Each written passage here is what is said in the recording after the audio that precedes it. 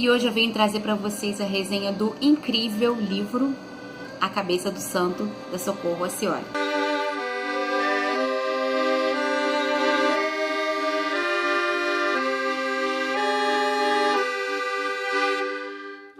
Bom, nesse livro, que é um livro brasileiro que trata do realismo mágico, porque ele fala da dureza, da vida escassa, dura, sofrida do nordestino, de uma forma mágica, com um pouco de misticismo, com um toque de fantasia, religião, crenças. Então, a gente pode dizer que se trata de um realismo mágico, só que de autor brasileiro, escrito de uma forma maravilhosa. Gente, eu fiquei apaixonada por esse livro. E eu ainda fiquei mais apaixonada em saber que a Socorro Acioli, ela fez uma oficina de escritores com o Gabriel Garcia Marques. Foi a última oficina de escritores que ele ofereceu. Ele costumava fazer oficinas para escritores de graça, ele não cobrava nada. Eram alguns escritores que eram selecionados do mundo inteiro. E ela foi uma dessas selecionadas, ela pôde participar, ela pôde conhecer o Gabriel. Eu imagino que o fato dela colocar o realismo mágico com certeza foi uma homenagem ao Gabriel, e ela, inclusive, ela agradece a ele no início do livro. Nesse livro nós vamos conhecer o Samuel. O Samuel é um rapaz que ele perdeu tudo na vida. Ele acabou de perder a mãe dele faleceu. A mãe dele sabia que ia morrer, porque existia essa tradição na família que todas as mulheres sabiam quando iriam morrer. Então ela sabia que iria morrer, então ela pede a Samuel, antes de morrer, que ele realize alguns dos desejos dela. Um deles é que ele acenda velas aos pés de 3 santos diferentes. E o outro é que ele vá atrás da sua avó e do seu pai.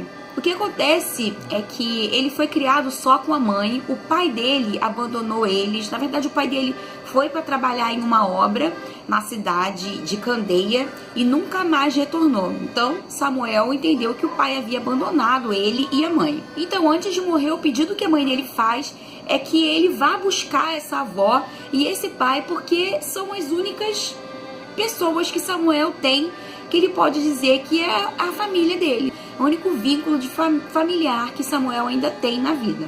Ele sai de Juazeiro e ele parte para Candeia, sem dinheiro, sem nada, e ele vai vendendo, o livro vai contando que ele vai vendendo a blusa, ele vende a manga da camisa dele, ele vende o terço que a mãe dele tinha dado para entregar para a avó dele, ele vende ele no meio do caminho para poder ter o que se alimentar. Ele vende o sapato, então ele vai ficando à míngua, sem nada, sem roupa, sem dinheiro, sem comida, até que ele chega na cidade, encontra uma cidade assim totalmente abandonada. Nesse livro, o interessante é que não só o Samuel é um personagem, mas a cidade é um personagem da história. E aí vocês vão entendendo ao longo da resenha, na verdade, ao longo da leitura do livro, vocês vão entendendo como que Candeia é um dos personagens dessa história. Então, quando ele chega na cidade, ele vai até a casa da avó dele e ela o recebe com desprezo. Ela abre metade da porta, assim, não permite que ele entre dentro da casa. Ela fala pra ele assim: vai chover, procura abrigo em tal lugar e dorme lá. E pronto. Ele fica super triste, porque ele imaginava que ele ia chegar, ele ia ser pelo menos bem recebido pela avó, porque pelo que a mãe dele dizia da avó dele, ele imaginava que ela fosse uma pessoa doce, uma pessoa boa de coração, e não foi isso que ele encontrou ali. Então ele foi para esse tal lugar, chegando lá ele é atacado por alguns cães, ele fica com uma ferida, e aí ele dorme, meio que desmaia, né, nesse lugar, e acorda assustado, porque ele começa a escutar vários barulhos ali naquele buraco que ele tá, né. Então quando ele levanta, ele olha do lado de fora, não tem ninguém, mas lá dentro é uma falação só de mulheres, e quando ele olha, ele estava dentro da cabeça de um santo. Ele estava dentro da cabeça do Santo Antônio. E aí ele acaba descobrindo a história, que aquela cabeça rolou do corpo do santo que estava no alto do morro, porque existe uma maldição com relação àquele santo, que o engenheiro que foi colocar aquela cabeça já tinha advertido que aquela cabeça não iria ficar sustentada no corpo, e foi o que aconteceu.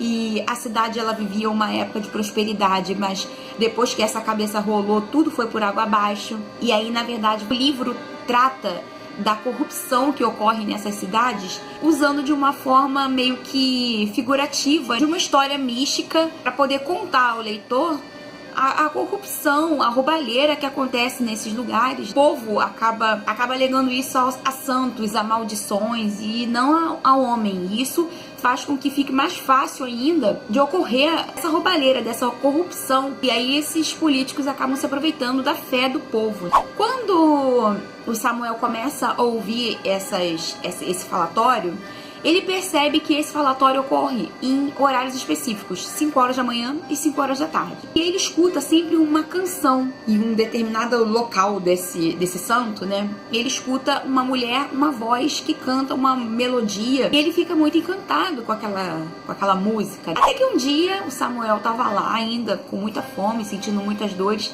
e apareceu um menino com as revistas pornográficas. E ele fala assim, esse menino: poxa, você tá no meu esconderijo, esse aqui é o esconderijo que eu uso pra ficar vendo essas revistas que eu compro dos caminhoneiros que passam na estrada. E aí ele fala assim pro menino: olha, eu não vou contar teu segredo pra ninguém, contanto que você comece a me ajudar. Você me ajude a conseguir alguém pra poder curar essa minha ferida, você me arrume comida e tal. E daí eles começam a ter uma amizade. É uma amizade tão legal, assim, uma amizade que não foi forçada, mas a autora conseguiu fazer com que a amizade surgisse tão naturalmente, ficou uma coisa tão bonita, sabe? Então o Samuel e o Francisco viram amigos e o Samuel se aproveita dessas orações que ele escuta, porque o Francisco conhece as pessoas da cidade, o Samuel ele só conhece pelo que ele ouve nas orações. Então o que eles fizeram? Eles se aproveitaram do fato de eles estarem ouvindo as orações das outras mulheres. Então eles conseguem meio que arrumar um casamento por conta dessa oração que ele ouvia, e a fama dele aumentou, porque esse casamento foi noticiado na rádio da cidade. O Samuel passa de um pé rapado que chegou ali miserável, como um maltrapilho, para o homem que foi considerado como o porta-voz de Santo Antônio. Então a mulherada fica louca, né? A mulherada quer casar e começam a correr atrás dele e fazer acampamento do lado de fora da cabeça do santo, e eles começam a ganhar muito dinheiro com isso, e todas as mulheres começam a casar, conseguir seus pretendentes ali naquela cidade. A fama dele só vai aumentando, ele vai enriquecendo, só que isso vai fazendo com que a cidade renasça junto com Samuel. A cidade que era aquele personagem morto, assim como Samuel era um personagem maltrapilho, sem vida, assim como Samuel quando chegou a Candeia.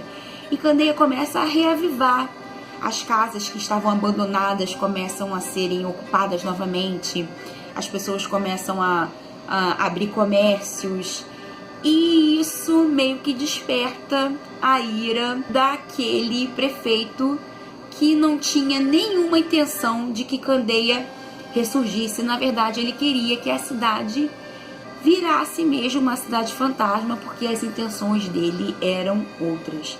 E eu não vou contar mais a história, porque senão eu vou acabar dando spoiler. As coisas que vão acontecendo no decorrer da história começam a fazer sentido conforme você vai entendendo as motivações e você vai entendendo e conhecendo cada um dos personagens. Porque você começa a conhecer os personagens pelos moradores antigos ali daquela cidade. Aí as coisas começam a fazer sentido e vão se encaixando até o final você entender por que cada pessoa agia daquela forma. A história de cada um, você vai conhecendo a história de cada personagem.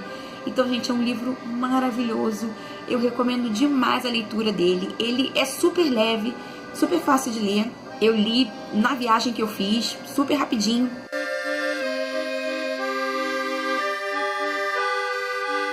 Mais um livro de autor brasileiro aqui pro canal Cabeça do Santo, da Socorro Acioli. Espero que vocês tenham gostado demais dessa resenha. A gente se vê então no próximo vídeo. Um beijo e tchau, tchau!